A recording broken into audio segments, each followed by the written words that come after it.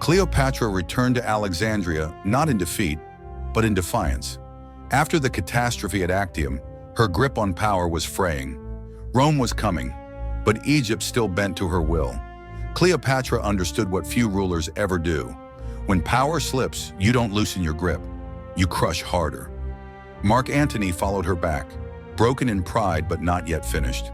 Their armies were scattered. Their Roman allies had turned. Their cause was bleeding out. But Cleopatra wasn't built to beg. She was built to rebuild. The first move, control the narrative. She ordered festivals, parades, and rituals to declare Antony and Cleopatra as divine.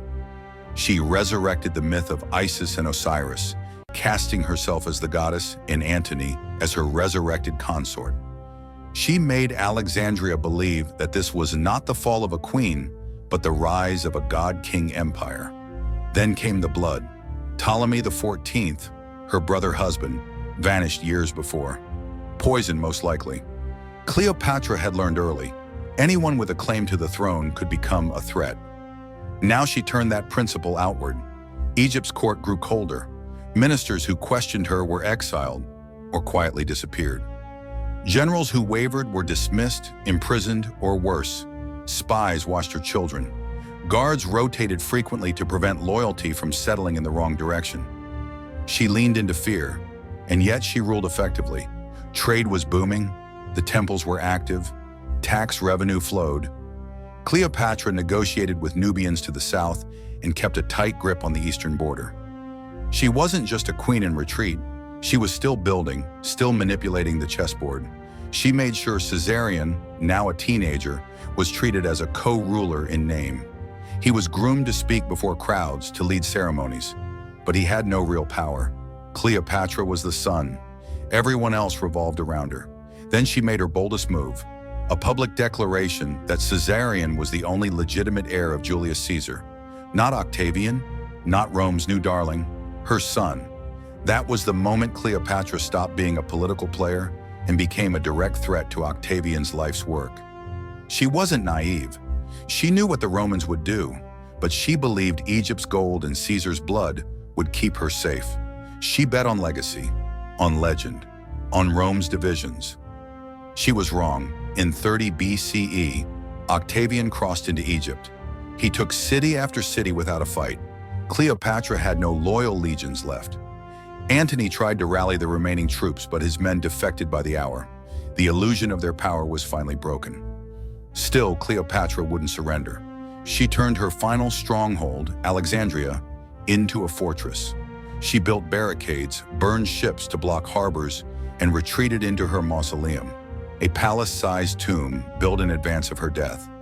She filled it with treasure, not out of vanity, out of leverage. If she couldn't win the war, she would destroy the prize.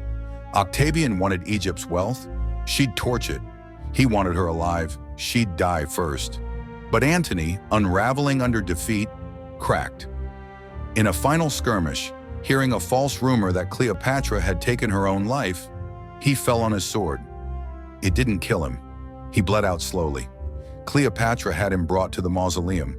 He died in her arms. That's when she began her endgame. She sent envoys to Octavian, offering her crown, her treasure, her life, if Caesarion would be spared. Octavian pretended to listen. He sent guards to arrest her. She shut herself inside her tomb. The message was clear. Come for me, and I'll burn it all. The treasure, the kingdom, myself. Eventually, Octavian bluffed his way in. Cleopatra allowed him a meeting. He expected seduction.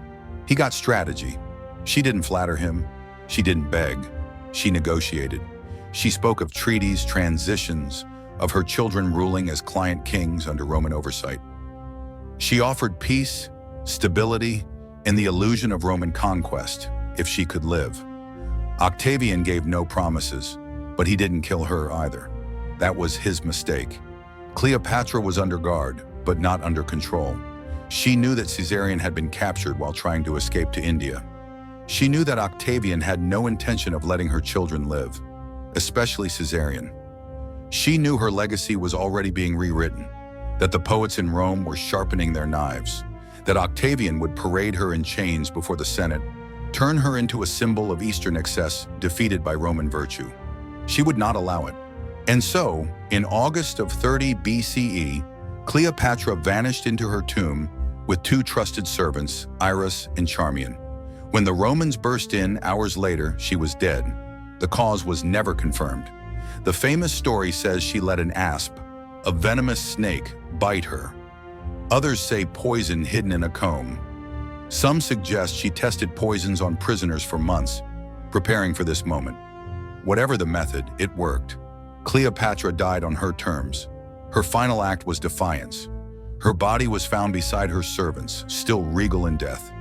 Octavian, reportedly shaken, allowed her to be buried beside Antony, as she requested. It was a rare gesture of respect, or a clever PR move, but the real damage had already been done. Caesarion was executed shortly after. Octavian claimed he was too dangerous to live. He wasn't even 18. The children of Antony and Cleopatra were taken to Rome. Cleopatra Selene eventually married into the client kingdom of Mauritania. The others faded into obscurity. Egypt was annexed. The Ptolemaic dynasty was over.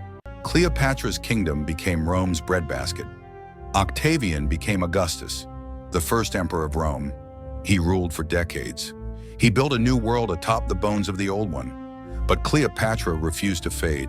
Her name lived on, not just as a queen, not just as a lover, but as the last monarch to stand between Rome and total domination. Still, questions remain. How did she really die? Did she make a secret deal before the end? Did one of her children escape Rome's grasp? And what of Caesarion? Some say he never died at all. Don't forget to hit that like button if you enjoyed this video, and make sure to subscribe so you never miss out on our latest content.